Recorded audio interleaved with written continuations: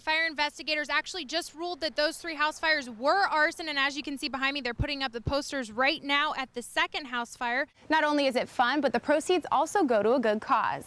Now go? Yep. The doors are closed here at the chat room, which is located just down the road from Club Octane, and Green Township officials are taking steps to make sure what happened here doesn't happen there. Thousands of people are traveling to downtown Cincinnati for a jam-packed weekend of events, including tomorrow night's civil rights game here at Great American Ballpark.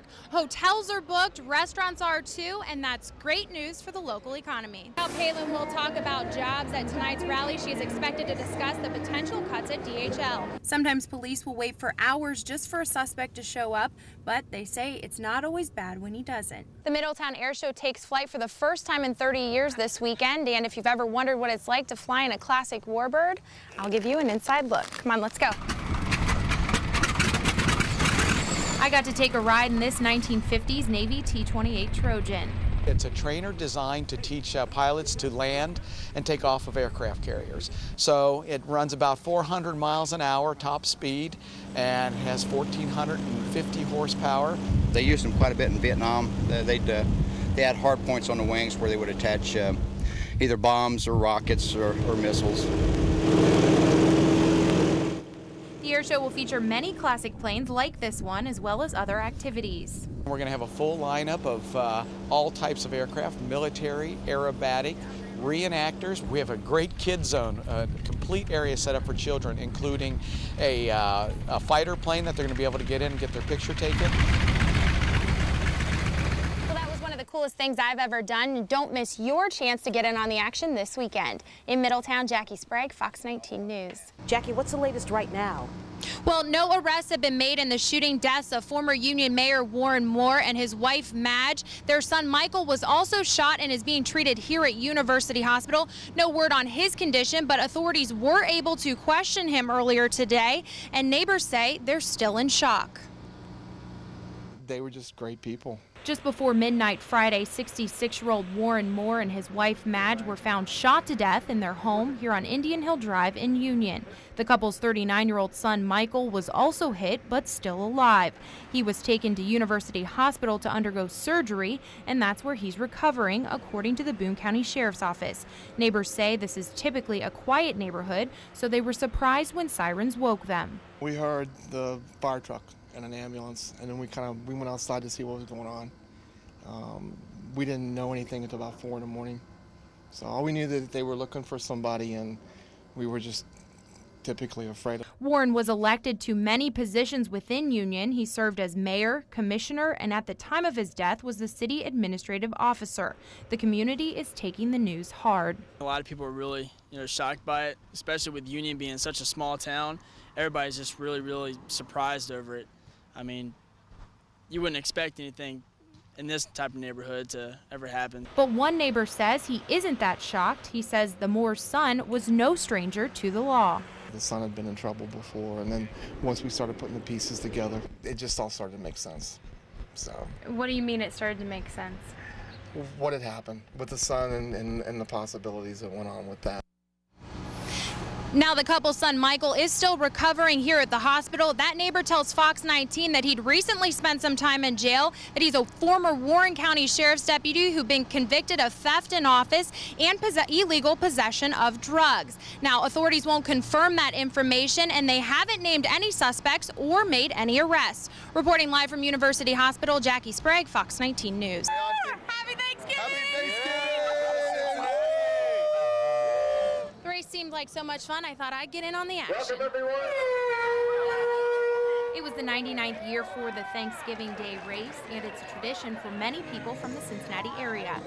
We run with Bob Ronker's running spot all year long, so it's sort of an extension of our running season. But others travel miles to take part in the turkey trot.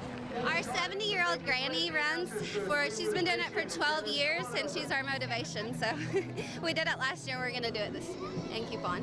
My dad's from Cincinnati, and we come up here every year for Thanksgiving, and we used to stay downtown, and we would see the race from the hotel. We're like, we need to start running. So now we've been running for the past couple of years now. Whether they come from near or far, people all over prepare for the race in their own unique way.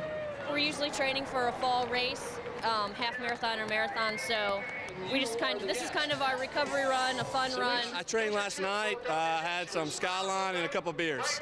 Well, 6.2 miles is a lot harder than it looks. I'm going to go grab some water and then catch a nap.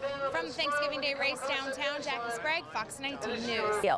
After a hard-fought season, the UC Bearcats made it to the Orange Bowl in Miami. The Bearcats stormed the field last night to take on the Virginia Tech Hokies, but they didn't pull off a win. UC lost to the Hokies 20-7. Cincinnati saw an increase of homicides in 2008. Cincinnati police handled 77 murders last year. They made arrests in 33 of those cases. The rest are still under investigation. There were 68 people killed in Cincinnati in 2007, compared with 89 homicides in 2006, which was the highest in more than 50 years.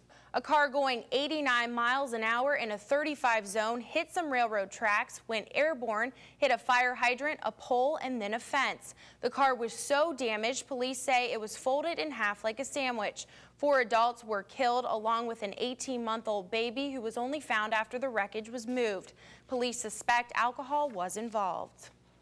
3 people hurt in this head-on collision in Cleveland. Police say one car crossed the median, hit a second car, then burst into flames. Investigators say drinking may have contributed to this crash as well. A police car rushing to a call hits and kills an Indianapolis woman. The 20-year-old victim was crossing the street when she was hit. Emergency crews rushed her to the hospital, but the victim died less than an hour later. The officer driving the cruiser wasn't hurt. Indianapolis police have placed the officer on administrative leave while an investigation is conducted. Police have identified the person they found floating in the Ohio River in Villa Hills Saturday. He's 18-year-old Raquel Domingo, a Guatemalan immigrant. Right now, police believe his death was an accident.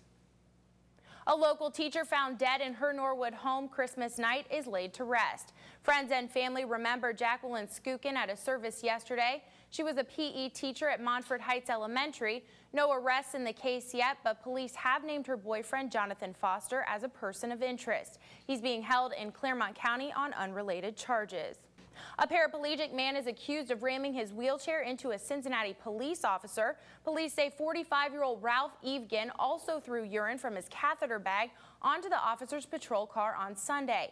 Evgen says it's a misunderstanding. He's charged with assaulting a police officer, obstructing official business, resisting arrest, and disorderly conduct. New this morning, a home is damaged by fireworks in Covington. It happened at a home on Hideaway Drive near Hans Pike. Police say it appears a group of kids tied several fireworks together to make a bigger one, then set it off. The big bang that followed damaged the home, but no one was hurt.